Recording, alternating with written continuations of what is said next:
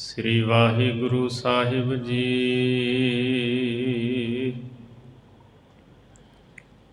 ਭਗਤ ਜੋ ਭਗਤਾ ਓ ਹਰੀ, ਜਾਪੂ ਵੰਸੀ ਸੇਵ ਕਮਾਵੈ। ਸੀਹਾਂ ਉਪਲ ਜਾਣੀਐ, ਗੱਜਣ ਉਪਲ ਸਤਿਗੁਰ ਭਾਵੈ।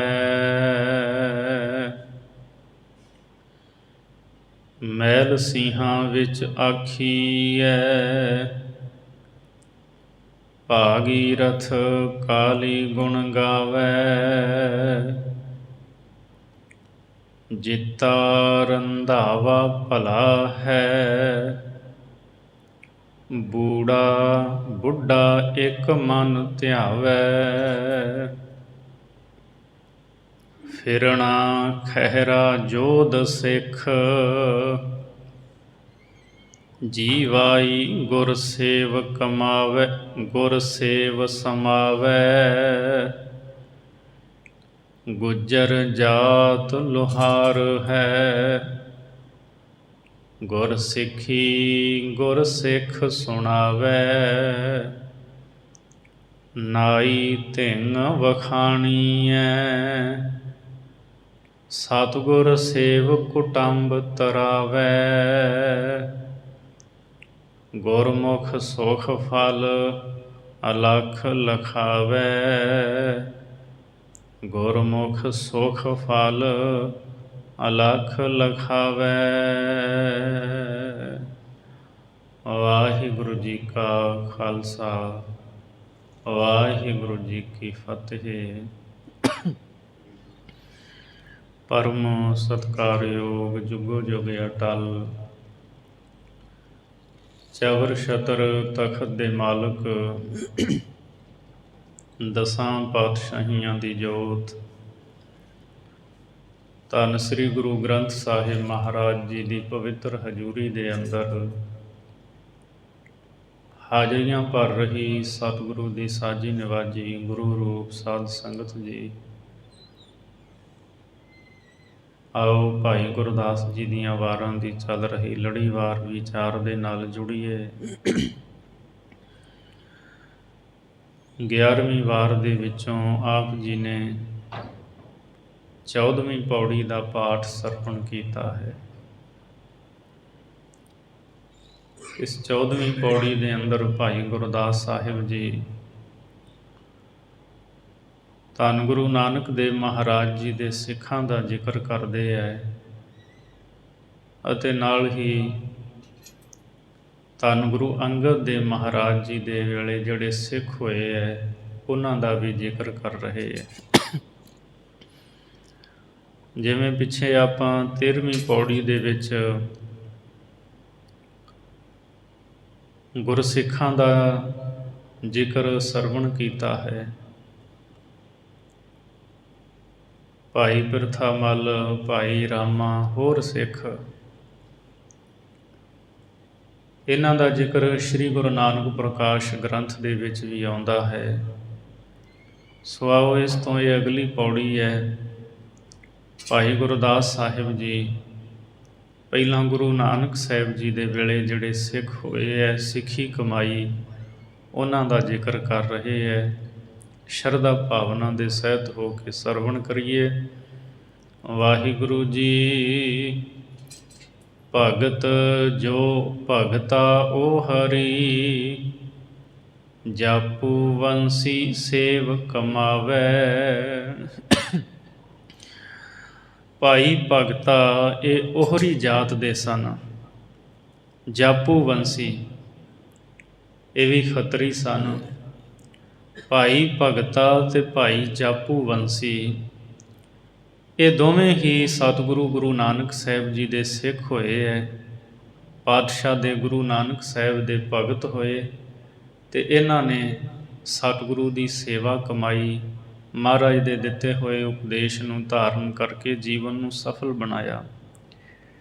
ਜਿਸ ਵੇਲੇ ਭਾਈ ਭਗਤਾ ਅਤੇ ਭਾਈ ਜਾਪੂ ਵੰਸੀ ਗੁਰੂ ਨਾਨਕ ਸਾਹਿਬ ਦੀ ਸ਼ਰਨ ਵਿੱਚ ਆਏ, ਦਰਸ਼ਨ ਕੀਤੇ ਸਤਿਗੁਰੂ ਦੇ, ਬਹੁਤ ਪ੍ਰਸੰਨ ਹੋਏ ਅਤੇ ਮਹਾਰਾਜ ਸੱਚੇ ਪਾਤਸ਼ਾਹ ਨੂੰ ਬੇਨਤੀ ਕਰਨ ਲੱਗੇ, ਸੱਚੇ ਪਾਤਸ਼ਾਹ, ਜਿਹੜੇ ਅਧਿਕਾਰੀ ਹੁੰਦੇ ਹੈ ਉਹ ਤਾਂ ਵਿੱਦਿਆ ਕਰਕੇ, ਗਿਆਨ ਕਰਕੇ ਸੰਸਾਰ ਤੋਂ ਤਰ ਜਾਂਦੇ ਹੈ,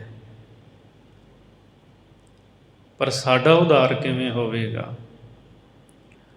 ਨਾ ਸਾਨੂੰ ਬਹੁਤੀ ਵਿੱਦਿਆ ਆਉਂਦੀ ਹੈ, ਨਾ ਸਾਡੇ ਕੋਲ ਬਹੁਤਾ ਗਿਆਨ ਹੈ, ਸਾਡਾ ਭਲਾ ਕਿਸ ਤਰ੍ਹਾਂ ਹੋਵੇਗਾ?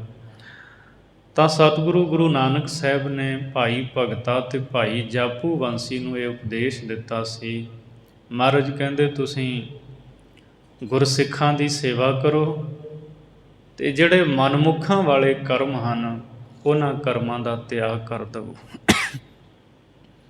ਫਿਰ ਇਹ ਕਹਿਣ ਲੱਗੇ, ਮਹਾਰਾਜ ਸਾਨੂੰ ਤਾਂ ਇਹ ਵੀ ਨਹੀਂ ਪਤਾ ਵੀ ਮਨਮੁੱਖਾਂ ਵਾਲੇ ਕਰਮ ਕਿਹੜੇ ਹੁੰਦੇ ਹੈ, ਤੁਸੀਂ ਕਿਰਪਾ ਕਰਕੇ ਦੱਸੋ ਕਿ ਮਨਮੁੱਖਾਂ ਵਾਲੇ ਕਰਮ ਕਿਹੜੇ ਨੇ, ਅਸੀਂ ਜਾਣ ਜਾਵਾਂਗੇ। ਤਾਂ ਪੁੱਛਣ 'ਤੇ ਸਤਿਗੁਰੂ ਜੀ ਨੇ ਇਹਨਾਂ ਨੂੰ ਦੱਸਿਆ। ਮਹਾਰਾਜ ਕਹਿੰਦੇ, ਪਹਿਲੀ ਗੱਲ ਹੈ ਈਰਖਾ, ਕਿਸੇ ਨਾਲ ਈਰਖਾ ਕਰਨੀ ਬਿਨਾਂ ਗੱਲੋਂ। ਮਹਾਰਾਜ ਕਹਿੰਦੇ ਇਹ ਮਨਮੁੱਖਾਂ ਵਾਲਾ ਕਰਮ ਹੈ, ਕਿਸੇ ਨਾਲ ਈਰਖਾ ਨਹੀਂ ਕਰਨੀ। ਮਨਮੁੱਖ ਈਰਖਾ ਕਰਦੇ ਹੈ। ਔਰ ਇਸੇ ਤਰ੍ਹਾਂ ਦੂਜਾ ਹੈ ਹਉਮੈ ਕਰਨੀ।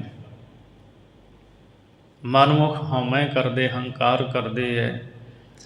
ਤੀਸਰਾ ਨਿੰਦਿਆ ਕਰਦੇ ਹੈ ਅਤੇ ਚੌਥਾ ਜਿਹੜਾ ਹੈ ਉਹ ਹਠ ਬਿਰਤੀ ਧਾਰਨ ਕਰਦੇ ਹੈ।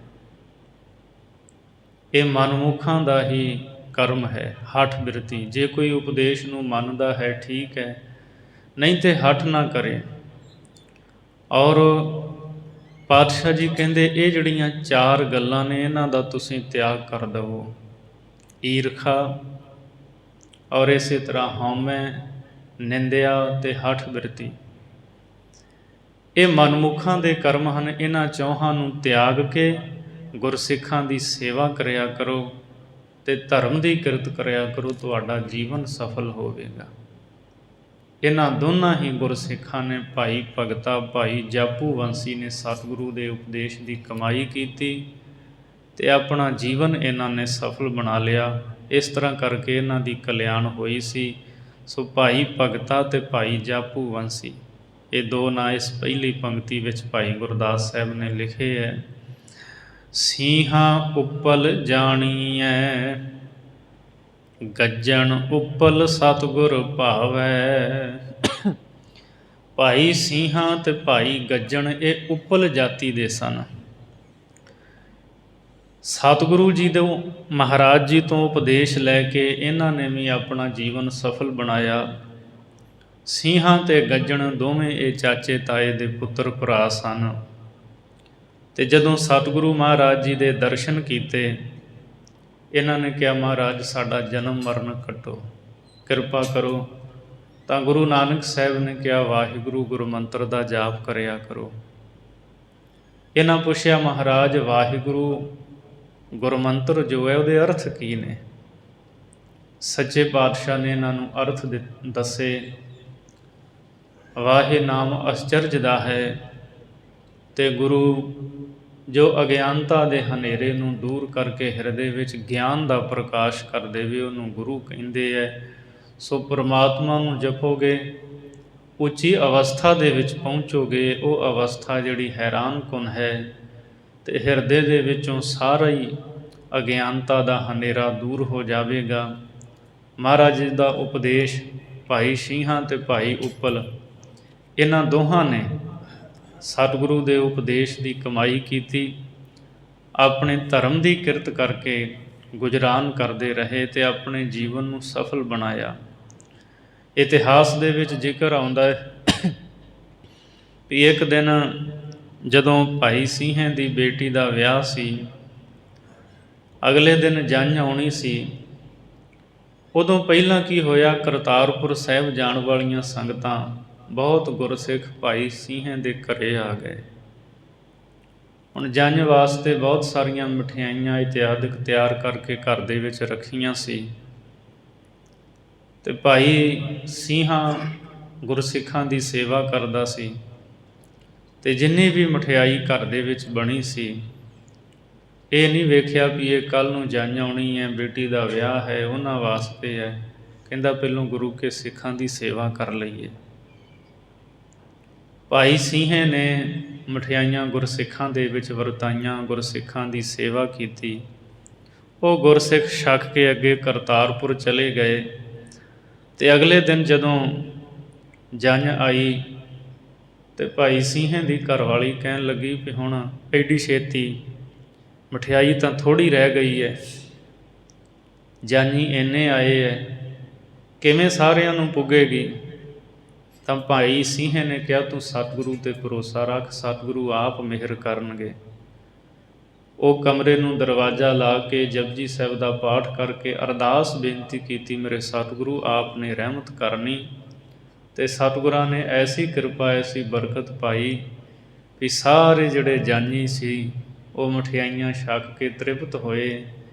ਸਾਡਾ ਇਤਿਹਾਸ ਕਹਿੰਦਾ ਹੈ ਵੀ 5 ਦਿਨ ਜੰਝ ਰਹੀ ਅਤੇ ਭਾਈ ਸਿੰਘੇ ਨੇ ਜੰਝ ਦੀ ਸੇਵਾ ਕੀਤੀ, ਸਾਰੇ ਪ੍ਰਸੰਨ ਹੋਏ। ਸਤਿਗੁਰੂ ਨੇ ਆਪਣੇ ਸਿੱਖਾਂ ਦੀ ਆਪ ਪੈਜ ਰੱਖੀ। ਸੋ ਇਸ ਤਰ੍ਹਾਂ ਇਹ ਭਾਈ ਸਿੰਘਾਂ ਉੱਪਲ ਹੈ, ਜਿਨ੍ਹਾਂ ਦਾ ਇਤਿਹਾਸ ਵਿੱਚ ਜ਼ਿਕਰ ਆਉਂਦਾ ਹੈ। ਫਿਰ ਸਤਿਗੁਰੂ ਗੁਰੂ ਅੰਗਦ ਦੇਵ ਮਹਾਰਾਜ ਵੇਲੇ ਵੀ ਇਹ ਸੇਵਾ ਕਰਦੇ ਰਹੇ, ਕਮਾਈ ਕਰਦੇ ਰਹੇ। ਤੋ ਗੁਰੂ ਅਮਰਦਾਸ ਸੱਚੇ ਪਾਤਸ਼ਾਹ ਮਹਾਰਾਜ ਵੇਲੇ ਜਦੋਂ ਪ੍ਰੇਮਾ ਕੋਹੜੀ ਲਾਹੌਰ ਤੋਂ ਆਇਆ ਸੀ ਨਾ ਸੰਗਤ ਦੇ ਨਾਲ, ਮੇਰਾ ਗਿਆ ਕਛੋਟਾ ਲੱਧਾ, ਇਸ ਤਰ੍ਹਾਂ ਪੜ੍ਹਦਾ ਹੁੰਦਾ ਸੀ। ਗੁਰੂ ਅਮਰਦਾਸ ਜੀ ਨੇ ਮਿਹਰ ਕਰ ਦਿੱਤੀ। ਪਾਤਸ਼ਾਹ ਕਹਿੰਦੇ ਜਿੱਥੇ ਅਸੀਂ ਇਸ਼ਨਾਨ ਕਰਦੇ ਹਾਂ ਉਹ ਜਲ ਦੇ ਵਿੱਚ ਇਸ਼ਨਾਨ ਕਰਵਾਓ, ਨਵੇਂ ਵਸਤਰ ਪਵਾ ਕੇ ਲਿਆਓ। ਭਾਈ ਪ੍ਰੇਮੇ ਦਾ ਕੋਹੜ ਦਾ ਰੋਗ ਜਿਹੜਾ ਸੀ ਉਹ ਸਤਿਗੁਰੂ ਅਮਰਦਾਸ ਜੀ ਨੇ ਦੂਰ ਕੀਤਾ। ਅਤੇ ਮਹਾਰਾਜ ਨੇ ਕਿਹਾ ਹੁਣ ਇਹ ਸਾਡਾ ਸਪੁੱਤਰ ਹੈ, ਕੋਈ ਆਪਣੀ ਬੇਟੀ ਦਾ ਰਿਸ਼ਤਾ ਇਸ ਨੂੰ ਕਰੇ। ਤਾਂ ਭਾਈ ਸਿੰਘਾਂ ਜੀ ਉੱਠੇ ਸਨ। ਭਾਈ ਸਿੰਘੇ ਨੇ ਕਿਹਾ ਮਹਾਰਾਜ ਮੇਰੀ ਬੇਟੀ ਵਰ ਦੇ ਯੋਗ ਹੈ, ਮੈਂ ਆਪਣੀ ਬੇਟੀ ਦਾ ਰਿਸ਼ਤਾ ਕਰਦਾ ਹਾਂ। ਭਾਈ ਸਿੰਘੇ ਦੀ ਘਰਵਾਲੀ ਜਿਹੜੀ ਸੀ ਉਹ ਲੰਗਰ 'ਚ ਸੇਵਾ ਕਰਦੀ ਸੀ, ਪ੍ਰਸ਼ਾਦੇ ਪਕਾਉਣ ਦੀ। ਉੱਥੇ ਕਿਸੇ ਨੇ ਜਾ ਕੇ ਦੱਸਿਆ ਕਿ ਉਹ ਜਿਹੜਾ ਕੋਹੜੀ ਬਾਹਰ ਬੈਠਾ ਹੁੰਦਾ ਸੀ, ਤੇਰੇ ਘਰ ਵਾਲੇ ਨੇ ਲੜਕੀ ਦਾ ਰਿਸ਼ਤਾ ਉਹਦੇ ਨਾਲ ਕਰ ਦਿੱਤਾ। ਉਹ ਭੱਜੀ ਆਈ ਮਹਾਰਾਜ ਗੁਰੂ ਅਮਰਦਾਸ ਨੂੰ, ਕਹਿਣ ਲੱਗੀ ਮਹਾਰਾਜ ਇਹਦਾ ਪਤਾ ਨਹੀਂ ਕੌਣ ਮਾਂ ਬਾਪ ਨੇ, ਕਿੱਥੋਂ ਦਾ ਹੈ, ਕਿਵੇਂ ਹੈ। ਸੱਚੇ ਪਾਤਸ਼ਾਹ ਇਸ ਤਰ੍ਹਾਂ ਕਿਵੇਂ ਹੋ ਸਕਦਾ ਹੈ। ਅਤੇ ਗੁਰੂ ਅਮਰਦਾਸ ਮਹਾਰਾਜ ਜੀ ਕਹਿਣ ਲੱਗੇ ਮੈਂ ਹੀ ਇਸ ਦਾ ਪਿਤਾ ਹਾਂ, ਮੈਂ ਹੀ ਇਹਦੀ ਮਾਂ ਹਾਂ, ਇਹ ਮੇਰਾ ਸੁਪੁੱਤਰ ਹੈ, ਚਿੰਤਾ ਨਾ ਕਰੋ। ਤਾਂ ਸੀਸ ਝੁਕਾ ਦਿੱਤਾ ਸੀ। ਸੋ ਭਾਈ ਸਿੰਘੇ ਦੀ ਸਪੁੱਤਰੀ ਦਾ ਵਿਆਹ ਭਾਈ ਪ੍ਰੇਮੇ ਨਾਲ ਹੋਇਆ ਸੀ ਅਤੇ ਮਹਾਰਾਜ ਜੀ ਨੇ ਨਾਂ ਰੱਖਿਆ ਸੀ ਮਥੋ ਮੁਰਾਰੀ। ਵੀ ਜਿਹੜਾ ਮਥੋ ਮੁਰਾਰੀ ਇਹਨਾਂ ਦਾ ਨਾਂ ਜਪਿਆ ਕਰੇਗਾ ਉਹ ਵੀ ਸੰਸਾਰ ਭੌਜਲ ਤੋਂ ਤਰੇਗਾ। ਸਤਿਗੁਰੂ ਅਮਰਦਾਸ ਜੀ ਨੇ ਜਦੋਂ 22 ਮੰਜੀਆਂ ਬਖਸ਼ਿਸ਼ ਕੀਤੀਆਂ, ਭਾਵ 22 ਪ੍ਰਚਾਰਕ ਥਾਪੇ ਸੀ ਨਾ, ਇੱਕ ਮੰਜੀ ਮਥੋ ਮੁਰਾਰੀ ਨੂੰ ਬਖਸ਼ਿਸ਼ ਕੀਤੀ ਸੀ। ਇਹ ਜਾ ਕੇ ਪ੍ਰਚਾਰ ਕਰਿਆ ਕਰਦੇ ਸਨ। ਸੋ ਭਾਈ ਸਿੰਘਾਂ ਉੱਪਲ ਦੀ ਸਪੁੱਤਰੀ ਦਾ ਵਿਆਹ ਭਾਈ ਪ੍ਰੇਮੇ ਦੇ ਨਾਲ ਹੋਇਆ ਸੀ, ਮਥੋ ਮੁਰਾਰੀ ਜੋ ਬਾਅਦ ਵਿੱਚ ਬਣੇ। ਸੋ ਭਾਈ ਸਿੰਘਾਂ ਉੱਪਲ ਅਤੇ ਗੱਜਣ ਇਹ ਦੋਵੇਂ ਹੀ ਗੁਰੂ ਕੇ ਪਿਆਰੇ ਸਿੱਖ ਹੋਏ ਹੈ। ਸਤਿਗੁਰੂ ਦੀ ਸੇਵਾ ਕੀਤੀ, ਇਹਨਾਂ ਨੇ ਆਪਣੇ ਜੀਵਨ ਨੂੰ ਸਫਲ ਬਣਾਇਆ ਅਤੇ ਮਹਾਰਾਜ ਨੂੰ ਇਹ ਬੜੇ ਭਾਉਂਦੇ ਸੀ, ਬੜੇ ਪਿਆਰੇ ਸਿੱਖ ਸੀ। ਸਿੰਘਾਂ ਉੱਪਲ ਅਤੇ ਗੱਜਣ ਉੱਪਲ। ਅੱਗੇ ਭਾਈ ਗੁਰਦਾਸ ਜੀ ਜ਼ਿਕਰ ਕਰ ਰਹੇ ਹੈ, ਮੈਲ ਸਿੰਘਾਂ ਵਿੱਚ ਆਖੀਐ, ਭਾਗੀਰਥ ਕਾਲੀ ਗੁਣ ਗਾਵੈ। ਮਲ ਸਿੰਘਾਂ ਦਾ ਚੌਧਰੀ ਹੈ ਭਾਈ ਭਗੀਰਥ, ਅਤੇ ਇਹ ਪਹਿਲਾਂ ਕਾਲੀ ਦੇਵੀ ਦਾ ਉਪਾਸ਼ਕ ਸੀ। ਕਾਲੀ ਦੇ ਮੰਦਰ ਜਾਇਆ ਕਰਦਾ ਸੀ, ਉਪਾਸ਼ਨਾ ਕਰਦਾ ਸੀ। ਉਪਾਸ਼ਨਾ ਕਰਦਿਆਂ ਸਮਾਂ ਬਤੀਤ ਹੋਇਆ ਅਤੇ ਇੱਕ ਦਿਨ ਦੇਵੀ ਪ੍ਰਗਟ ਹੋਈ, ਕਿਹਾ ਮੰਗ। ਭਾਈ ਭਗੀਰਥ ਨੇ ਕਿਹਾ ਮੈਨੂੰ ਮੁਕਤੀ ਬਖਸ਼। ਕਹਿਣ ਲੱਗੀ ਮੁਕਤੀ ਤਾਂ ਮੈਂ ਨਹੀਂ ਦੇ ਸਕਦੀ, ਅਤੇ ਜੇ ਤੂੰ ਮੁਕਤੀ ਲੈਣੀ ਹੈ ਤਾਂ ਗੁਰੂ ਨਾਨਕ ਸਾਹਿਬ ਜੀ ਦੇ ਚਰਨਾਂ ਚਲਿਆ ਜਾ। ਤਾਂ ਭਾਈ ਭਗੀਰਥ ਸੁਲਤਾਨਪੁਰ ਧੰਨ ਗੁਰੂ ਨਾਨਕ ਦੇਵ ਮਹਾਰਾਜ ਜੀ ਦੇ ਚਰਨਾਂ ਦੀ ਸ਼ਰਨ ਵਿੱਚ ਆਏ। ਗੁਰੂ ਨਾਨਕ ਸਾਹਿਬ ਸੱਚੇ ਪਾਤਸ਼ਾਹ ਜੀ ਤੋਂ ਉਪਦੇਸ਼ ਦੀ ਜਾਚਨਾ ਕੀਤੀ। ਸਤਿਗੁਰੂ ਨੇ ਚਰਨਾ ਅੰਮ੍ਰਿਤ ਬਖਸ਼ ਕੇ ਗੁਰਸਿੱਖੀ ਦੀ ਦਾਤ ਬਖਸ਼ੀ ਅਤੇ ਭਾਈ ਭਗੀਰਥ ਸਤਿਗੁਰੂ ਦਾ ਸਿੱਖ ਬਣਿਆ। ਆਪਣੇ ਜੀਵਨ ਨੂੰ ਸਫਲ ਬਣਾਇਆ। ਪਰਮੇਸ਼ਰ ਦੇ ਪਿਆਰਿਆਂ ਦੀ ਸੇਵਾ ਕਰਕੇ ਜੀਵਨ ਸਫਲ ਕਰ ਲਿਆ। ਉਹਦਾ ਜ਼ਿਕਰ ਭਾਈ ਗੁਰਦਾਸ ਜੀ ਨੇ ਕੀਤਾ। ਮਹਿਲ ਸਿੰਘਾਂ ਵਿੱਚ ਆਖੀਐ ਭਾਗੀਰਥ ਕਾਲੀ ਗੁਣ ਗਾਵੇ। ਮਲਸੀਹਾਂ ਦਾ ਇਹ ਚੌਧਰੀ ਕਿਹਾ ਜਾਂਦਾ ਸੀ। ਪਹਿਲਾਂ ਕਾਲੀ ਦੇ ਗੁਣ ਗਾਉਂਦਾ ਸੀ। ਸਤਿਗੁਰੂ ਦਾ ਸਿੱਖ ਬਣ ਕੇ ਪਰਮੇਸ਼ਰ ਦੇ ਗੁਣ ਗਾਏ। ਆਪਣੇ ਜੀਵਨ ਨੂੰ ਇਸ ਨੇ ਸਫਲ ਬਣਾਇਆ। ਜਿੱਤਾ ਰੰਧਾਵਾ ਭਲਾ ਹੈ, ਬੂੜਾ ਬੁੱਢਾ ਇੱਕ ਮਨ ਧਿਆਵੈ। ਭਾਈ ਅਜਿੱਤਾ ਰੰਧਾਵਾ ਗੋਤ ਸੀ। ਇਹ ਵੀ ਸਤਿਗੁਰੂ ਗੁਰੂ ਨਾਨਕ ਸਾਹਿਬ ਜੀ ਦਾ ਸਿੱਖ ਹੋਇਆ ਹੈ। ਗੁਰੂ ਨਾਨਕ ਸਾਹਿਬ ਮਹਾਰਾਜ ਸਤਿਗੁਰੂ ਦਾ ਵਿਆਹ ਹੋਇਆ ਬਟਾਲੇ, ਅਤੇ ਸਤਿਗੁਰੂ ਜੀ ਦੇ ਸਹੁਰੇ ਪਿੰਡ ਸਨ ਪੱਖੋ ਕੇ ਰੰਧਾਵਾ। ਬਾਬਾ ਮੂਲ ਚੰਦ ਅਤੇ ਮਾਤਾ ਚੰਦੋ ਰਾਣੀ ਸਤਿਗੁਰੂ ਦੇ ਸਹੁਰਾ ਸੱਸ ਸਨ। ਪੱਖੋ ਕੇ ਰੰਧਾਵੇ ਪਿੰਡ ਤੋਂ ਉੱਠ ਕੇ ਅਤੇ ਬਟਾਲੇ ਦੇ ਵਿੱਚ ਆ ਵਸੇ ਸੀ। ਇੱਥੇ ਰਹਿਣ ਲੱਗ ਪਏ ਸੀ ਅਤੇ ਇੱਥੇ ਹੀ ਜਦੋਂ ਸਤਿਗੁਰੂ ਪਾਤਸ਼ਾਹ ਜੀ ਦਾ ਰਿਸ਼ਤਾ ਹੋਇਆ ਗੁਰੂ ਨਾਨਕ ਸਾਹਿਬ ਦਾ, ਬਟਾਲੇ ਦੀ ਧਰਤੀ 'ਤੇ ਮਾਤਾ ਸੁਲੱਖਣੀ ਦੇ ਨਾਲ ਹਜ਼ੂਰ ਦਾ ਵਿਆਹ ਹੋਇਆ। ਗੁਰਦੁਆਰਾ ਕੰਧ ਸਾਹਿਬ ਹੈ ਅੱਜ ਵੀ ਬਟਾਲੇ ਦੀ ਧਰਤੀ 'ਤੇ, ਸੰਗਤਾਂ ਦਰਸ਼ਨ ਕਰਦੀਆਂ ਹਨ। ਭਾਈ ਅਜਿੱਤਾ, ਜਿਸ ਦਾ ਜ਼ਿਕਰ ਭਾਈ ਗੁਰਦਾਸ ਜੀ ਕਰ ਰਹੇ ਹੈ, ਇਹ ਪੱਖੋ ਕੇ ਰੰਧਾਵੇ ਪਿੰਡ ਦਾ ਚੌਧਰੀ ਸੀ। ਬਾਅਦ ਵਿੱਚ ਫਿਰ ਬਾਬਾ ਮੂਲ ਚੰਦ ਮਾਤਾ ਚੰਦੋ ਰਾਣੀ ਆਪਣੇ ਪਰਿਵਾਰ ਸਮੇਤ ਆਪਣੇ ਪਿੰਡ ਪੱਖੋ ਕੇ ਰੰਧਾਵੇ ਚਲੇ ਗਏ ਸਨ।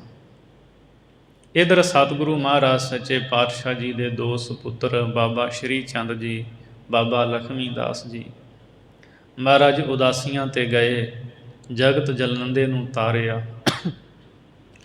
ਸੋ ਇੱਕ ਵਾਰ ਸਤਿਗੁਰੂ ਮਹਾਰਾਜ ਸੱਚੇ ਪਾਤਸ਼ਾਹ ਪੱਖੋ ਕੇ ਰੰਧਾਵੇ ਬਾਹਰ ਖੂਹ 'ਤੇ ਆ ਕੇ ਬੈਠੇ ਹੈ। ਇਹ ਖੂਹ ਭਾਈ ਅਜਿੱਤੇ ਰੰਧਾਵੇ ਦਾ ਚੌਧਰੀ ਦਾ ਸੀ। ਜਦੋਂ ਬਾਬਾ ਮੂਲ ਚੰਦ ਨੂੰ ਪਤਾ ਲੱਗਾ ਵੀ ਮੇਰਾ ਜਵਾਈ ਆ ਕੇ ਬਾਹਰ ਬੈਠਾ ਹੈ, ਗੁੱਸੇ ਨਾਲ ਲਾਲ ਪੀਲੇ ਹੋਏ ਸਤਿਗੁਰੂ ਦੇ ਕੋਲ ਆਏ। ਬਹੁਤ ਗੱਲਾਂ ਕਹੀਆਂ ਮਹਾਰਾਜ ਨੂੰ, ਸਤਿਗੁਰੂ ਚੁੱਪ ਕਰਕੇ ਸੁਣਦੇ ਰਹੇ। ਤੂੰ ਬਾਹਰ ਤੁਰਿਆ ਰਹਿਣਾ ਹੈ, ਤੇਰੇ ਬੱਚਿਆਂ ਦਾ, ਸੁਲੱਖਣੀ ਦਾ ਖਰਚਾ ਸਾਰਾ ਮੇਰੇ ਸਿਰ 'ਤੇ ਹੈ, ਅਤੇ ਜੇ ਤੈਨੂੰ ਇਸ ਤਰ੍ਹਾਂ ਤੂੰ ਬਾਹਰ ਹੀ ਜਾਣਾ ਸੀ, ਕਿਉਂ ਗ੍ਰਸਥ ਧਰਮ ਨੂੰ ਅਪਣਾਇਆ। ਬਹੁਤ ਗੱਲਾਂ ਕਹੀਆਂ ਸਤਿਗੁਰੂ ਨੂੰ, ਪਰ ਸਤਿਗੁਰੂ ਸ਼ਾਂਤ ਚਿੱਤ ਰਹੇ। ਭਾਈ ਅਜਿੱਤਾ ਰੰਧਾਵਾ ਆਇਆ, ਉਹਨੇ ਬਾਬਾ ਮੂਲ ਚੰਦ ਨੂੰ ਕਿਹਾ ਵੀ ਤੈਨੂੰ ਇਸ ਤਰ੍ਹਾਂ ਨਹੀਂ ਬੋਲਣਾ ਚਾਹੀਦਾ। ਅਤੇ ਫਿਰ ਭਾਈ ਅਜਿੱਤੇ ਰੰਧਾਵੇ ਦੇ ਕਹਿਣ 'ਤੇ ਬਾਬਾ ਮੂਲ ਚੰਦ ਜੀ ਕਹਿੰਦੇ ਮੈਂ ਕਰਾਂ ਵੀ ਕੀ। ਧੀ ਦਾ ਵਿਆਹ ਇਹਦੇ ਨਾਲ ਕੀਤਾ ਸੀ, ਪਰ ਇਹ ਪਰਿਵਾਰ ਨੂੰ ਛੱਡ ਕੇ ਬਾਹਰ ਸੈਰਾਂ ਨੂੰ ਨਿਕਲਿਆ ਰਹਿੰਦਾ ਹੈ, ਘਰ ਦੇ ਵਿੱਚ ਨਹੀਂ ਬੈਠਦਾ। ਉਸ ਵੇਲੇ ਤਾਂ ਚੰਗੀ ਕਮਾਈ ਕਰਦਾ ਸੀ, ਪਰ ਹੁਣ ਦੇਸ਼ਾਂ ਦੇਸ਼ਾਂਤਰਾਂ ਦਾ ਰਟਨ ਕਰਦਾ ਹੈ। ਮੇਰਾ ਫਰਜ਼ ਬਣਦਾ ਹੈ ਕਹਿਣ ਦਾ। ਭਾਈ ਅਜਿੱਤਾ ਰੰਧਾਵਾ ਕਹਿੰਦਾ ਚਾਚਾ ਜੀ ਇਸ ਤਰ੍ਹਾਂ ਨਾ ਕਰੋ, ਤੁਹਾਨੂੰ ਇਹ ਗੱਲਾਂ ਕਹਿਣੀਆਂ ਸ਼ੋਭਾ ਨਹੀਂ ਦਿੰਦੀਆਂ, ਕਿਉਂਕਿ ਉਹ ਜਾਣਦਾ ਸੀ ਸਤਿਗੁਰੂ ਬਾਰੇ। ਕਿਵੇਂ ਰਾਏ ਬੁਲਾਰ ਨੇ ਸਤਿਗੁਰੂ ਨਾਲ ਮੁਹੱਬਤ ਕੀਤੀ, ਬੇਬੇ ਨਾਨਕੀ ਕਿਵੇਂ ਸਤਿਗੁਰੂ ਨੂੰ ਪਰਮੇਸ਼ਰ ਰੂਪ ਕਰਕੇ ਜਾਣਦੇ ਸੀ।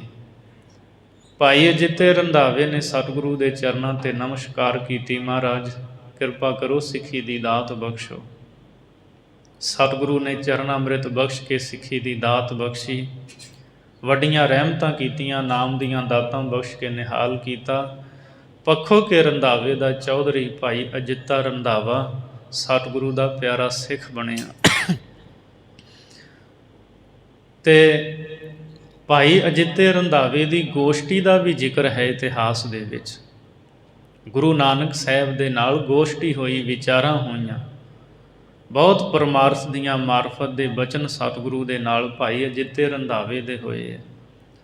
ਅਤੇ ਜਦੋਂ ਸਤਿਗੁਰੂ ਗੁਰੂ ਨਾਨਕ ਸਾਹਿਬ ਜੀ ਦੀ ਅਚਲ ਬਟਾਲੇ ਸਿੱਧਾਂ ਦੇ ਨਾਲ ਗੋਸ਼ਟੀ ਹੁੰਦੀ ਹੈ, ਉਦੋਂ ਵੀ ਭਾਈ ਅਜਿੱਤਾ ਰੰਧਾਵਾ ਇੱਥੇ ਸਤਿਗੁਰੂ ਦੀ ਚਰਨ ਸ਼ਰਨ ਵਿੱਚ ਆਇਆ। ਸਿੱਧਾਂ ਨੇ ਬੜੀਆਂ ਸ਼ਕਤੀਆਂ ਵਿਖਾਈਆਂ। ਸਤਿਗੁਰੂ ਨੂੰ ਚਾਹੁੰਦੇ ਸੀ ਵੀ ਅਸੀਂ ਕਿਸੇ ਨਾ ਕਿਸੇ ਤਰੀਕੇ ਇਹਨਾਂ ਨੂੰ ਭਰਮਾ ਲਈਏ। ਕਦੇ ਲੁਕਣ ਮੀਚੀ ਖੇਡਣ ਲੱਗ ਪਏ, ਰੂਪ ਵਟਾ ਕੇ ਲੋਕ ਗਏ, ਮਹਾਰਾਜ ਕੰਨੋਂ ਫੜ ਲਿਆਏ ਸਾਰਿਆਂ ਨੇ। ਅਤੇ ਸਤਿਗੁਰੂ ਨੇ ਕਿਹਾ ਵੀ ਹੁਣ ਅਸੀਂ ਲੁਕਦੇ ਹਾਂ, ਲੱਭ ਕੇ ਦੱਸਿਓ। ਨਾਲ ਜੁਗਤ ਵੀ ਦੱਸ ਦਿੱਤੀ ਸੀ, ਕੜਾਹ ਪ੍ਰਸ਼ਾਦ ਦੀ ਦੇਗ ਤਿਆਰ ਕਰਕੇ ਅਰਦਾਸ ਕਰਿਓ। ਸਤਿਗੁਰੂ ਨੇ ਤੱਤਾਂ ਵਿੱਚ ਤੱਤ ਲੀਨ ਕਰ ਲਏ, ਲੱਭਦੇ ਰਹੇ, ਹੰਭ ਗਏ। ਜਦੋਂ ਫਿਰ ਕੜਾਹ ਪ੍ਰਸ਼ਾਦ ਦੀ ਦੇਗ ਤਿਆਰ ਕਰਕੇ ਸਜਾ ਕੇ ਅਰਦਾਸ ਕੀਤੀ, ਸਤਿਗੁਰੂ ਪ੍ਰਗਟ ਹੋਏ। ਤਾਂ ਉਦੋਂ ਭਾਈ ਅਜਿੱਤਾ ਰੰਧਾਵਾ ਇੱਥੇ ਅਚਲ ਬਟਾਲੇ ਦੀ ਧਰਤੀ 'ਤੇ ਸੀ। ਜਦੋਂ ਆਪਾਂ ਬਟਾਲੇ ਨੂੰ ਜਾਂਦੇ ਹਾਂ ਨਾ, ਇੱਧਰੋਂ ਅਚਲ ਸਾਹਿਬ ਰਾਹ ਵਿੱਚ ਪੈਂਦਾ ਹੈ। ਬਟਾਲੇ ਤੋਂ ਉਰਾਂ ਸਰੋਵਰ ਵੀ ਹੈ, ਇੱਕ ਪਾਸੇ ਮੰਦਿਰ ਹੈ, ਇੱਕ ਪਾਸੇ ਗੁਰਦੁਆਰਾ ਸਾਹਿਬ ਹੈ ਬਣਿਆ ਹੋਇਆ। ਗੁਰੂ ਨਾਨਕ ਸਾਹਿਬ ਨੇ ਜਦੋਂ ਇੱਥੇ ਸਿੱਧਾਂ ਨਾਲ ਗੋਸ਼ਟੀ ਕੀਤੀ, ਸਿੱਧਾਂ ਦੀਆਂ ਸ਼ਕਤੀਆਂ ਸਤਿਗੁਰੂ ਨੇ ਖਿੱਚ ਲਈਆਂ ਸੀ। ਅਜਿੱਤਾ ਰੰਧਾਵਾ, ਉਹਦੇ ਕੋਲ ਬੜੀ ਵੱਡੀ ਰਹਿਮਤ ਸੀ, ਜੋ ਬਚਨ ਕਰਦਾ ਸੀ ਉਹ ਪੂਰਾ ਹੁੰਦਾ ਸੀ। ਸਾਹਮਣੇ ਤਲਾਬ ਦੇ ਵਿੱਚ ਕੱਪੜਾ ਵਿਛਾ ਕੇ ਉੱਤੇ ਬੈਠ ਗਿਆ, ਅਤੇ ਜਿਹੜੇ ਪੰਛੀ ਮਰੇ ਹੋਏ ਤਲਾਬ ਵਿੱਚ ਡਿੱਗੇ, ਉਹਨਾਂ ਨੂੰ ਹੱਥਾਂ ਵਿੱਚ ਫੜ ਕੇ ਉਤਾਂਹ ਨੂੰ ਉਡਾਉਣ ਲੱਗ ਪਏ। ਉਹ ਜਿਉਂਦੇ ਹੋ ਕੇ ਉੱਡਣ ਲੱਗ ਪਏ। ਮਹਾਰਾਜ ਕਹਿੰਦੇ, ਕੌਣ ਹੈ? ਸਿੱਧ ਕਹਿੰਦੇ, ਤੁਹਾਡਾ ਹੀ ਚੇਲਾ ਹੈ ਅਜਿੱਤਾ ਰੰਧਾਵਾ। ਸਤਿਗੁਰੂ ਨੇ ਸੱਦ ਲਿਆ ਅਤੇ ਮਹਾਰਾਜ ਨੇ ਸਾਰੀ ਸ਼ਕਤੀ ਜਿਹੜੀ ਸੀ ਖਿੱਚ ਲਈ। ਪਾਤਸ਼ਾਹ ਕਹਿੰਦੇ, ਇਸ ਤਰ੍ਹਾਂ ਇਹ ਪ੍ਰਦਰਸ਼ਨ ਨਹੀਂ ਕਰਨਾ, ਜੇ ਕੁਝ ਹੈ ਤਾਂ ਉਸ ਨੂੰ ਜਰ ਕੇ ਰੱਖੋ। ਤਾਂ ਭਾਈ ਅਜਿੱਤੇ ਰੰਧਾਵੇ ਨੇ ਸਤਿਗੁਰੂ ਦੇ ਚਰਨਾਂ 'ਤੇ ਸੀਸ ਰੱਖਿਆ ਅਤੇ ਸਿਮਰਨ ਬੰਦਗੀ ਕਰਦਿਆਂ ਆਪਣੇ ਜੀਵਨ ਨੂੰ ਸਫਲ ਬਣਾਇਆ ਸੀ। ਉਹਦਾ ਜ਼ਿਕਰ ਭਾਈ ਸਾਹਿਬ ਭਾਈ ਗੁਰਦਾਸ ਸਾਹਿਬ ਜੀ ਕਰਦੇ ਨੇ। ਜਿੱਤਾ ਰੰਧਾਵਾ ਭਲਾ ਹੈ, ਬੂੜਾ ਬੁੱਢਾ ਇੱਕ ਮਨ ਧਿਆਵੇ। ਤੋ ਇਸ ਤਰ੍ਹਾਂ ਇਹਨੇ ਆਪਣੇ ਜੀਵਨ ਨੂੰ ਸਫਲ ਬਣਾਇਆ ਭਾਈ ਅਜਿੱਤੇ ਰੰਧਾਵੇ ਨੇ। ਅਤੇ ਉਪਦੇਸ਼ ਦੀ ਜਦੋਂ ਸਤਿਗੁਰੂ ਤੋਂ ਜਾਚਨਾ ਕੀਤੀ ਸੀ, ਮਹਾਰਾਜ ਨੇ ਕਿਹਾ, ਜੇ ਸ਼ਾਂਤੀ ਪ੍ਰਾਪਤ ਕਰਨੀ ਹੈ ਤਾਂ ਭਗਤ ਯੋਗ ਨੂੰ ਅਪਣਾਓ। ਲੋਕ ਕਸ਼ਟ ਯੋਗ ਨੂੰ ਅਪਣਾਉਂਦੇ ਰਹੇ, ਤੁਸੀਂ ਭਗਤ ਯੋਗ ਨੂੰ ਅਪਣਾਓ। ਕਸ਼ਟ ਯੋਗ ਦੇ 8 ਅੰਗ ਹੁੰਦੇ ਨੇ, ਯਮ, ਨੇਮ, ਪ੍ਰਾਣਾਯਾਮ, ਸਮਾਧੀ ਇਤਿਆਦਿਕ।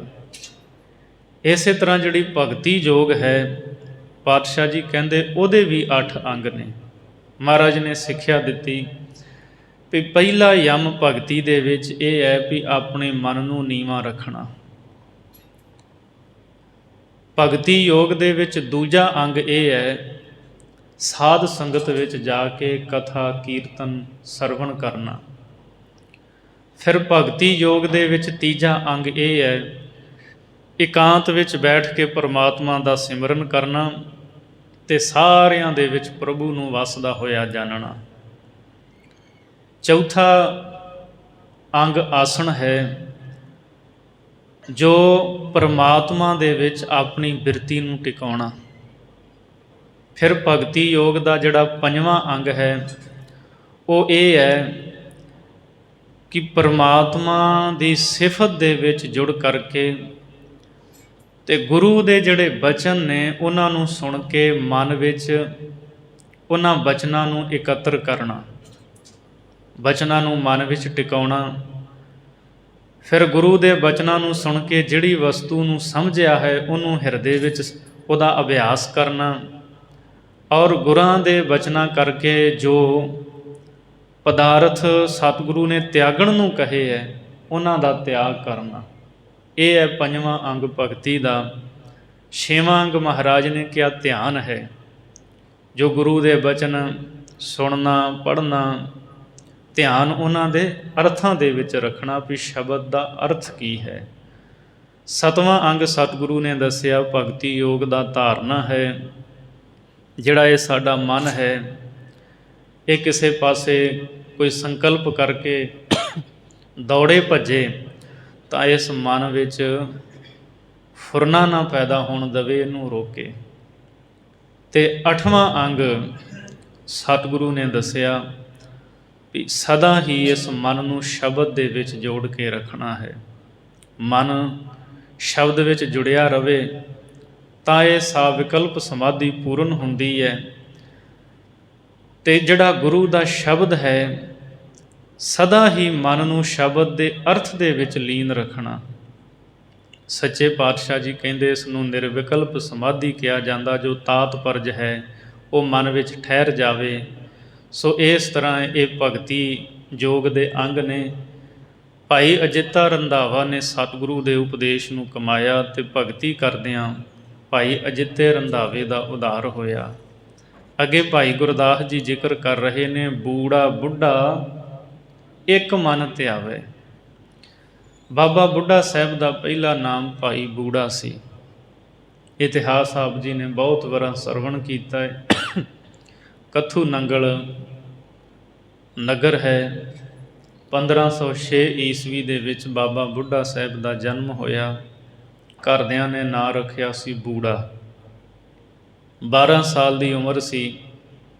ਪਸ਼ੂ ਚਾਰਦਿਆਂ ਜਦੋਂ ਗੁਰੂ ਨਾਨਕ ਸਾਹਿਬ ਦੇ ਨਾਲ ਮੇਲ ਹੋਇਆ, ਦੁੱਧ ਦਾ ਕਟੋਰਾ ਸਤਿਗੁਰੂ ਨੂੰ ਭੇਟ ਕੀਤਾ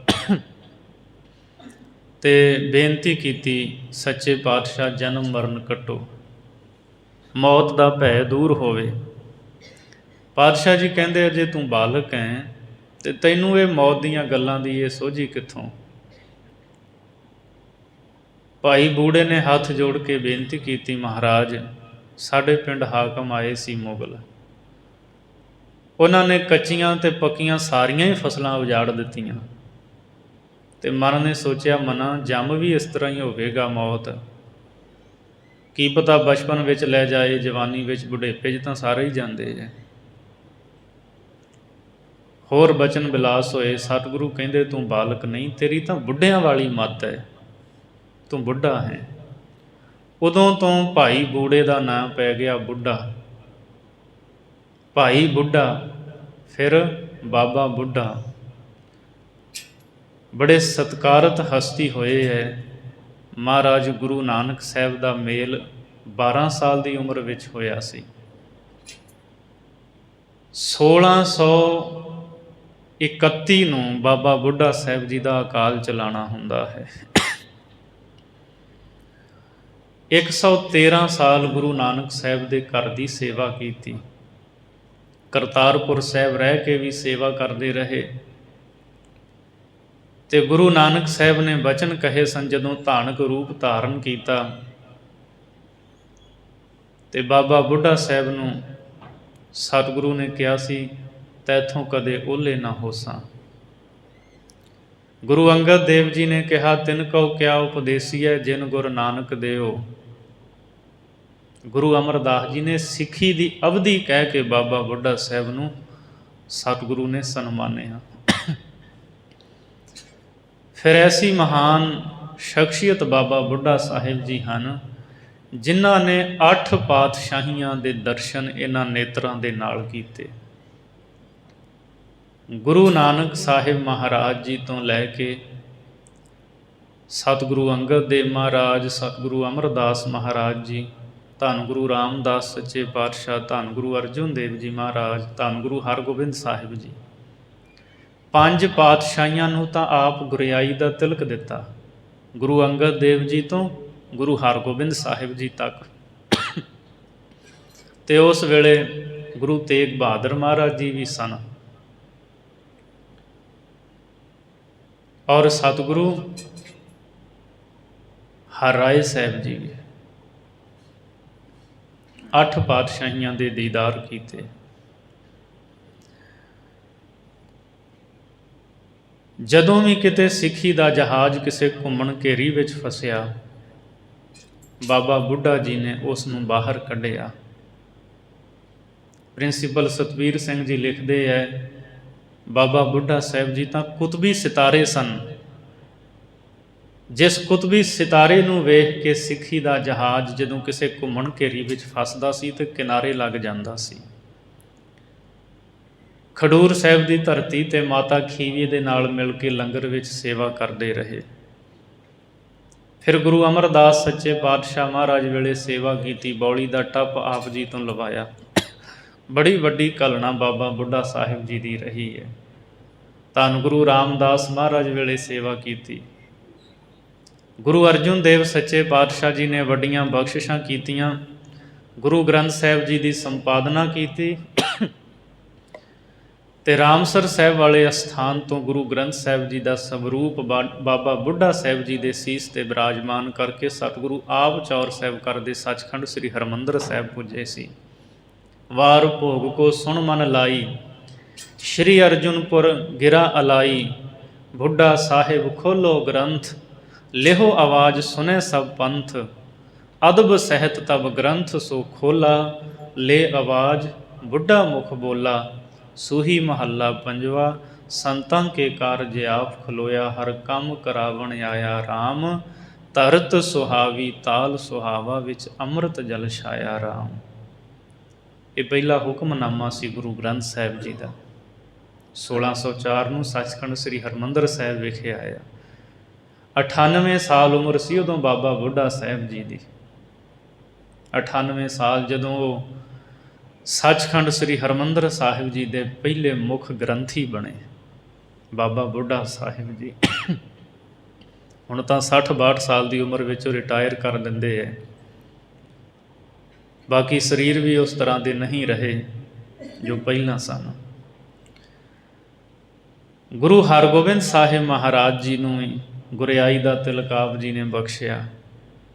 ਮੀਰੀ ਪੀਰੀ ਦੀਆਂ 2 ਸ੍ਰੀ ਸਾਹਿਬਾਂ ਪਹਿਨਾਈਆਂ।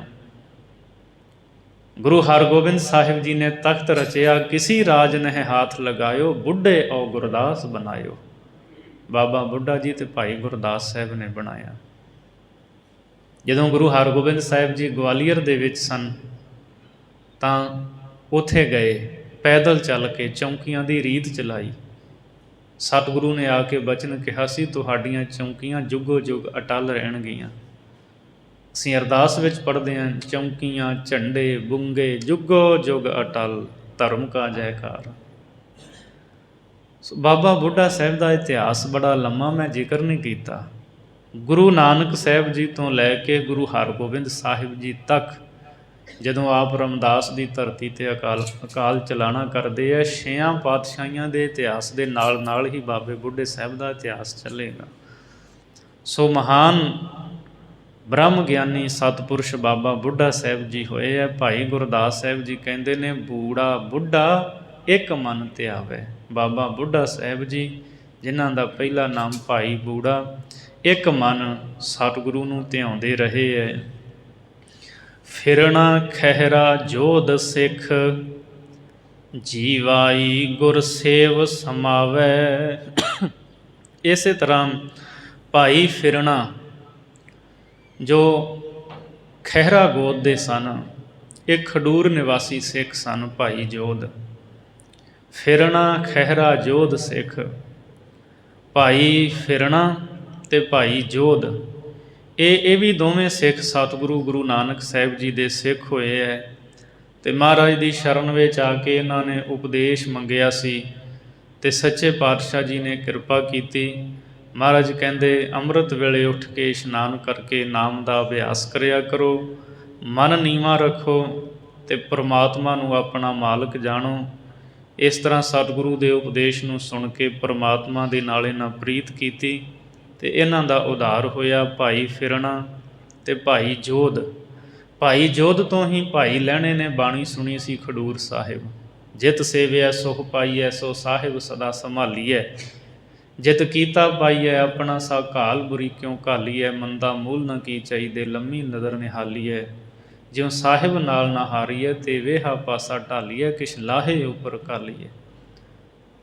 ਅਤੇ ਭਾਈ ਲਹਿਣੇ ਨੇ ਭਾਈ ਜੋਧ ਤੋਂ ਇਹ ਸ਼ਬਦ ਸੁਣ ਕੇ ਪੁੱਛਿਆ ਅਤੇ ਭਾਈ ਜੋਧ ਨੇ ਦੱਸਿਆ ਗੁਰੂ ਨਾਨਕ ਸਾਹਿਬ ਦਾ ਸ਼ਬਦ ਹੈ। ਫਿਰ ਸਤਿਗੁਰੂ ਦੀ ਸ਼ਰਨ ਵਿੱਚ ਗਏ ਕਰਤਾਰਪੁਰ ਅਤੇ ਐਸੀ ਸੇਵਾ ਕਮਾਈ, ਭਾਈ ਲਹਿਣੇ ਤੋਂ ਗੁਰੂ ਅੰਗਦ ਦੇਵ ਬਣ ਗਏ। ਸੋ ਇਹ ਉਹ ਭਾਈ ਜੋਧ ਸਿੱਖ ਹਨ। ਭਾਈ ਫਿਰਣਾ ਅਤੇ ਭਾਈ ਜੋਧ, ਇਹਨਾਂ ਨੇ ਸਤਿਗੁਰੂ ਦੀ ਸਿੱਖੀ ਧਾਰਨ ਕੀਤੀ। ਜੀ ਵਾਈ ਗੁਰ ਸੇਵ ਸਮਾਵੈ। ਭਾਈ ਜੋਧ ਤੱਕ, ਇੱਥੋਂ ਤੱਕ ਗੁਰੂ ਨਾਨਕ ਸਾਹਿਬ ਦੇ ਸਿੱਖਾਂ ਦੇ ਨਾਵਾਂ ਦਾ ਜ਼ਿਕਰ ਭਾਈ ਗੁਰਦਾਸ ਨੇ ਕੀਤਾ। ਸਿੱਖ ਹੋਰ ਵੀ ਬਹੁਤ ਨੇ, ਪਰ ਸਾਰਿਆਂ ਦਾ ਜ਼ਿਕਰ ਨਹੀਂ ਕੀਤਾ। ਖਾਸ ਸਿੱਖਾਂ ਦਾ ਜ਼ਿਕਰ ਕੀਤਾ ਹੈ, ਔਰ ਜਿੰਨੇ ਕੁ ਸਿਮਰਤੀ ਵਿੱਚ ਸਨ ਉਹਨਾਂ ਦਾ ਜ਼ਿਕਰ ਭਾਈ ਗੁਰਦਾਸ ਨੇ ਕੀਤਾ ਹੈ। ਜੀਵਾਈ ਗੁਰਸੇਵ ਸਮਾਵੇ, ਅੱਗੇ ਹੈ ਭਾਈ ਜੀਵਾਈ, ਭਾਈ ਜੀਵਾ ਜੀ। ਇਹ ਗੁਰੂ ਅੰਗਦ ਦੇਵ ਮਹਾਰਾਜ ਦੇ ਸਿੱਖ ਹੋਏ ਹੈ। ਸਤਿਗੁਰੂ ਵਾਸਤੇ ਪ੍ਰਸ਼ਾਦਾ ਤਿਆਰ ਕਰਿਆ ਕਰਦੇ ਸਨ, ਲਾਂਗਰੀ ਸਨ ਮਹਾਰਾਜ ਦੇ। ਖਿਚੜੀ ਬਣਾਉਣੀ, ਦਹੀਂ ਤਿਆਰ ਕਰਨਾ, ਬਣਾਉਣਾ, ਸਤਿਗੁਰੂ ਵਾਸਤੇ ਲੈ ਕੇ ਆਉਣਾ। ਇੱਕ ਵਾਰ ਬੜੀ ਹਨੇਰੀ ਚੱਲੀ ਅਤੇ ਮਹਾਰਾਜ ਗੁਰੂ ਅੰਗਦ ਦੇਵ ਨੂੰ ਕਹਿਣ ਲੱਗੇ, ਸਤਿਗੁਰੂ ਵਚਨ ਕਰ ਦੇਵੋ ਆ ਹਨੇਰੀ ਰੁਕ ਜਾਏ ਅਤੇ ਮੈਂ ਪ੍ਰਸ਼ਾਦਾ ਤਿਆਰ ਕਰ ਲਵਾਂ। ਧੰਨ ਗੁਰੂ ਅੰਗਦ ਦੇਵ ਮਹਾਰਾਜ ਕਹਿੰਦੇ, ਭਾਈ ਜੀਵਾ ਇਹ ਰੱਬ ਦੇ ਹੁਕਮ ਵਿੱਚ ਹੈ, ਉਹਦੀ ਰਜ਼ਾ ਨੂੰ ਨਹੀਂ ਮਿਟਣਾ ਚਾਹੀਦਾ। ਪ੍ਰਸ਼ਾਦਾ ਹੋਰ 2 ਘੜੀਆਂ ਰੋਕ ਕੇ ਤਿਆਰ ਕਰ ਲਵੀਂ, ਜੇ 2 ਘੜੀਆਂ ਨਹੀਂ 4 ਘੜੀਆਂ ਬਾਅਦ ਤਿਆਰ ਕਰ ਲਵੀਂ। ਸੋ ਮਹਾਰਾਜ ਨੇ ਇਹ ਵੀ ਕਿਹਾ, ਇਹ ਧੂੜ ਉੱਡ ਕੇ ਉਹਨਾਂ ਸੱਪਾਂ ਤੱਕ ਵੀ ਪਹੁੰਚਦੀ ਹੈ ਜਿੱਥੇ ਤਾਂਬੇ ਦੀ ਧਰਤੀ ਹੈ। ਕਈ ਜਹਾਜ਼ ਖਲੋਤੇ ਨੇ, ਕਿੰਨਾ ਚਿਰ ਹੋ ਗਿਆ ਸਮੁੰਦਰ ਵਿੱਚ, ਇਸ ਹਵਾ ਦੇ ਨਾਲ ਉਹ ਸਮੁੰਦਰ ਦੇ ਵਿੱਚ ਚੱਲਣਗੇ। ਸੋ ਇਸ ਲਈ ਰੱਬ ਦੀ ਰਜ਼ਾ ਦੇ ਵਿੱਚ ਰਹੇ।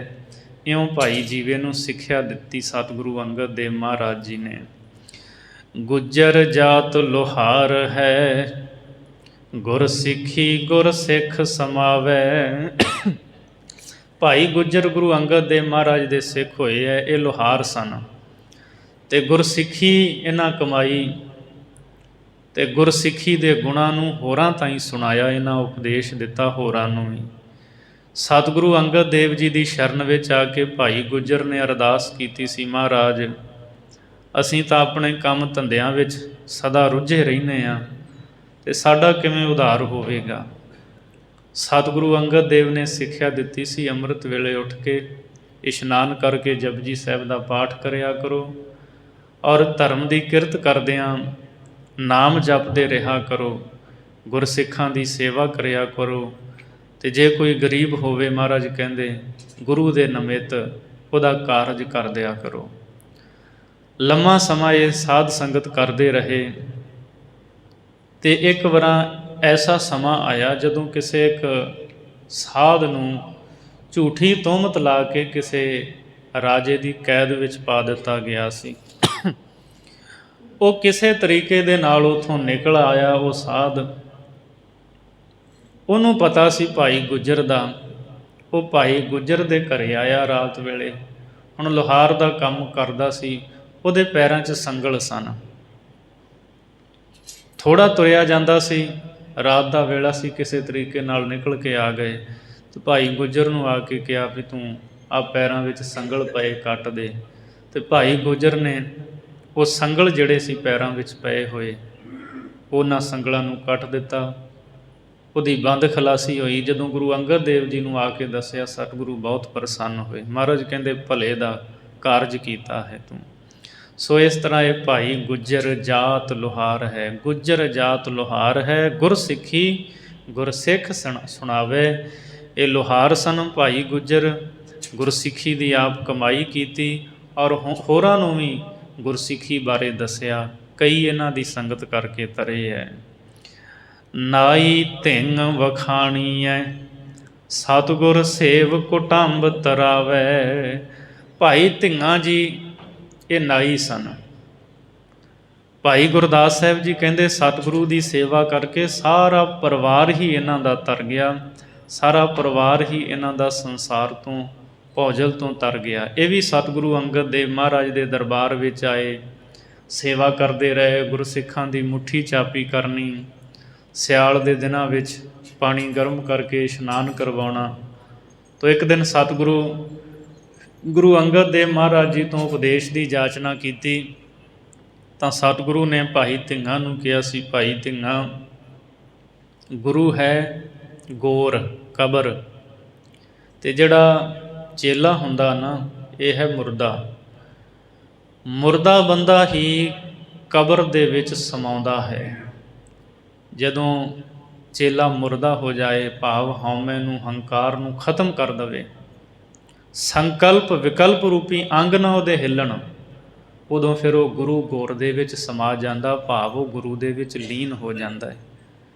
ਵੇਖ, ਪਹਿਲਾਂ ਵੀ ਇੱਕ ਨਾਈ ਹੋਇਆ, ਉਹਨੇ ਪਰਮਾਤਮਾ ਦੀ ਆਰਾਧਨਾ ਕੀਤੀ, ਪਰਮੇਸ਼ਰ ਦਾ ਪਿਆਰਾ ਭਗਤ ਹੋਇਆ ਸੈਣ। ਤੇ ਜਦੋਂ ਪਰਮੇਸ਼ਰ ਦੇ ਪਿਆਰਿਆਂ ਦੀ ਸੇਵਾ ਕੀਤੀ, ਕੀਰਤਨ ਕਰਦੇ ਸਨ, ਤਾਂ ਪਰਮਾਤਮਾ ਆਪ ਸੈਣ ਦਾ ਰੂਪ ਧਾਰ ਕੇ ਗਿਆ ਤੇ ਰਾਣੇ ਨੂੰ ਜਾ ਕੇ, ਰਾਜੇ ਨੂੰ ਪ੍ਰਸੰਨ ਕੀਤਾ ਸੀ। ਆਪਾਂ ਇਹ ਕਥਾ ਪਿੱਛੇ ਸਰਵਣ ਕੀਤੀ ਹੈ। ਤੂੰ ਵੀ ਸੇਵਾ ਕਰਿਆ ਕਰ ਗੁਰਮੁਖਾਂ ਦੀ, ਪਰਮੇਸ਼ਰ ਦੇ ਪਿਆਰਿਆਂ ਦੀ, ਤੇਰਾ ਭਲਾ ਹੋਵੇਗਾ। ਭਾਈ ਧਿੰਗੇ ਨੇ ਸਤਿਗੁਰੂ ਦੇ ਉਪਦੇਸ਼ ਦੀ ਕਮਾਈ ਕੀਤੀ ਤੇ ਜੀਵਨ ਸਫਲ ਹੋਇਆ। ਨਾਈ ਧਿੰਗ ਵਖਾਣੀਐ, ਭਾਈ ਧਿੰਗਾ ਨਾਈ ਕਿਹਾ ਜਾਂਦਾ ਹੈ। ਸਤਿਗੁਰ ਸੇਵ ਕੁਟੰਬ ਧਰਾਵੈ, ਸਤਿਗੁਰੂ ਦੀ ਸੇਵਾ ਕਰਕੇ ਸਾਰੇ ਪਰਿਵਾਰ ਸਮੇਤ ਇਹਦਾ ਉਦਾਰ ਹੋਇਆ। ਗੁਰਮੁਖ ਸੁਖ ਫਲ ਅਲਖ ਲਖਾਵੈ, ਭਾਈ ਗੁਰਦਾਸ ਸਾਹਿਬ ਜੀ ਕਹਿੰਦੇ ਜਿਹੜੇ ਗੁਰਮੁਖ ਹਨ ਉਹਨਾਂ ਨੂੰ ਸੁਖ ਫਲ ਦੀ ਪ੍ਰਾਪਤੀ ਹੋਈ ਹੈ ਤੇ ਅਲਖ ਪਰਮਾਤਮਾ ਨੂੰ ਉਹ ਆਪ ਜਾਣਦੇ ਹੈ ਤੇ ਹੋਰਾਂ ਦੇ ਤਾਈਂ ਵੀ ਲਿਖਾਵੇ ਜਣਾ ਦਿੰਦੇ ਹੈ। ਸੋ ਭਾਈ ਗੁਰਦਾਸ ਸਾਹਿਬ ਨੇ ਇਸ 14ਵੀਂ ਪੌੜੀ ਦੇ ਵਿੱਚ ਬੰਦਗੀ ਕਮਾਈ ਕਰਨ ਵਾਲੇ ਗੁਰਸਿੱਖਾਂ ਦਾ ਜ਼ਿਕਰ ਕੀਤਾ ਹੈ। ਵਿਚਾਰਾਂ ਕਰਦਿਆਂ ਹੋਈਆਂ ਭੁੱਲਾਂ ਦੀ ਖਿਮਾ ਬਖਸ਼ਣੀ, ਅਗਾਂਹ ਵਾਸਤੇ ਸੁਮਤ ਬਖਸ਼ਣੀ ਜੀ। ਨਾਈ ਧਿੰਗ ਵਖਾਣੀਐ, ਸਤਿਗੁਰ ਸੇਵ ਕੁਟੰਬ ਤਰਾਵੈ, ਗੁਰਮੁਖ ਸੁਖ ਫਲ ਅਲਖ ਲਖਾਵੈ। ਵਾਹਿਗੁਰੂ ਜੀ ਕਾ ਖਾਲਸਾ, ਵਾਹਿਗੁਰੂ ਜੀ ਕੀ ਫਤਿਹ।